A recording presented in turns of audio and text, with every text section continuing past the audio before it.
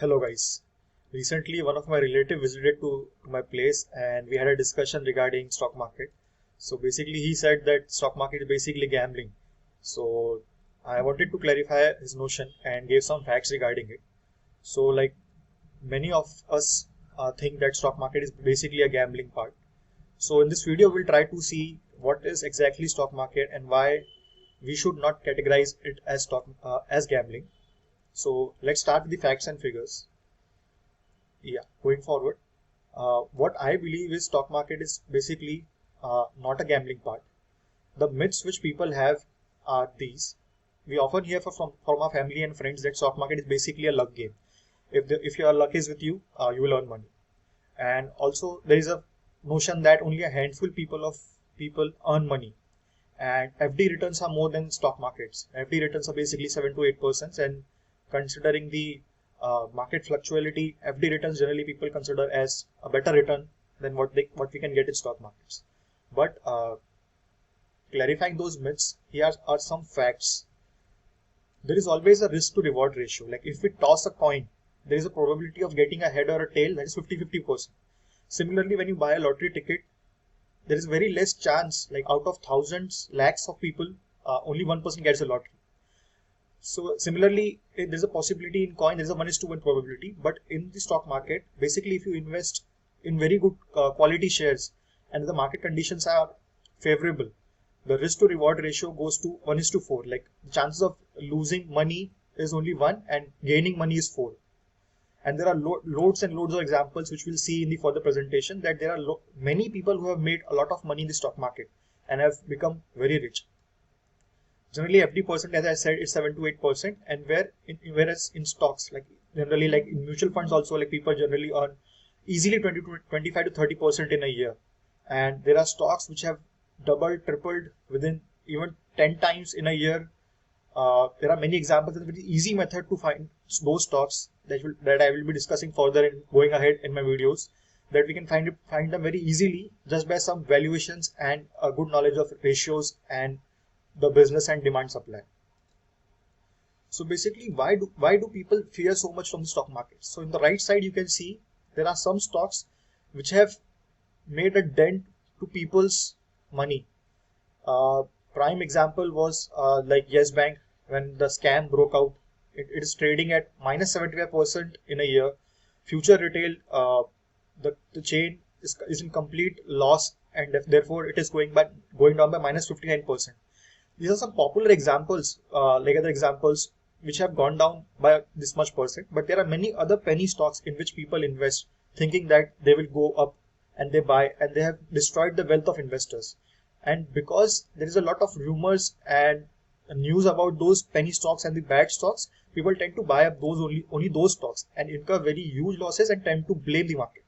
But on the contrary, I would like to point out some stocks which have given multi-fold returns, multi-bagger returns to the investors in just 1 year. There are many stocks which have given many good returns, but personally I would like to talk in the stocks which I have been invested in. So GRM Overseas has surged 976%, guys. 976% is almost 10 times what you have invested. Suppose you have invested 1 lakh previous year, it would have been 10 lakhs now. Like within a year. I'm not talking about a time frame of 5 years, 10 years down the line. It's just in 1 year. And still all these stocks, Alkyl Amines, Mangalam Organics, Excel Industries, have the capability to go up even further. So what I'm trying to say is it's not about blaming the market. It's about finding good stocks and staying invested. So that's what I would like to point out and make people aware and make people financially very aware in terms of how to pick up good stocks and why to not blame the market. See, people talk about inflation, people talk about different things, coronavirus, some recession happening, everything. But the main graph of Nifty, which we can see, as you can see, I have opened the 10 years, 5 years chart in front of you.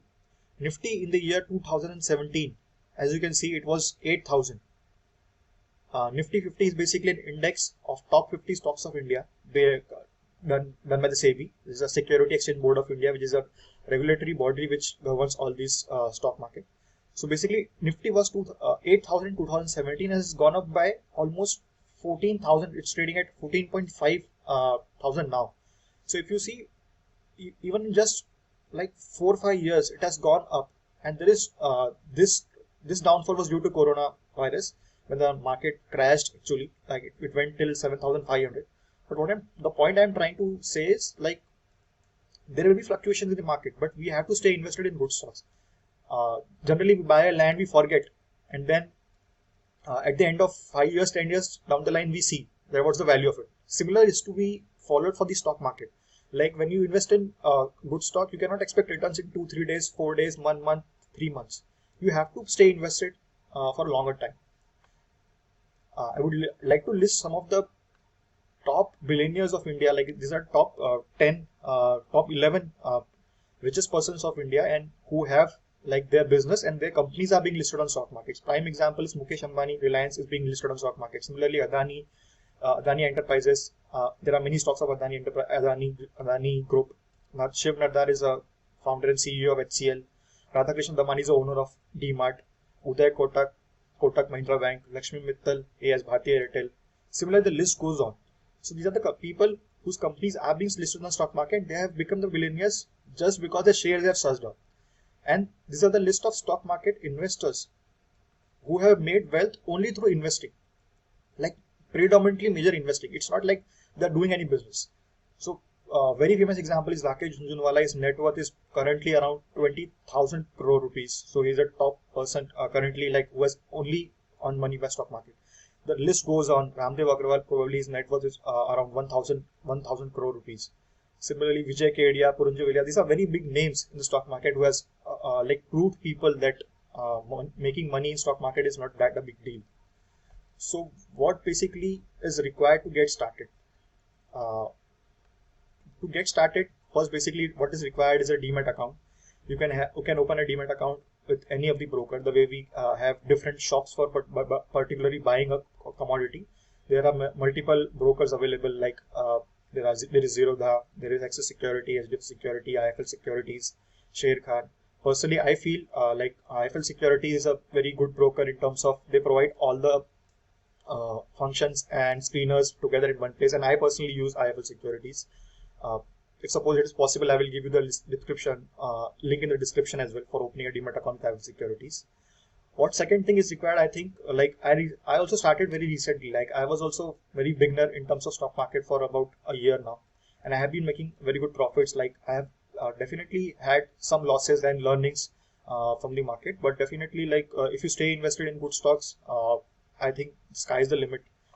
So what I think is understanding of basic ratios, valuation, demand, supply of business is very important, which definitely I will try to cover whatever I have learned in the market through my videos ahead.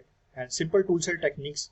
There are some different tools like Screener.com, Ticker Tape, and Money Control. If you follow for news, there are some which are easily available on the internet.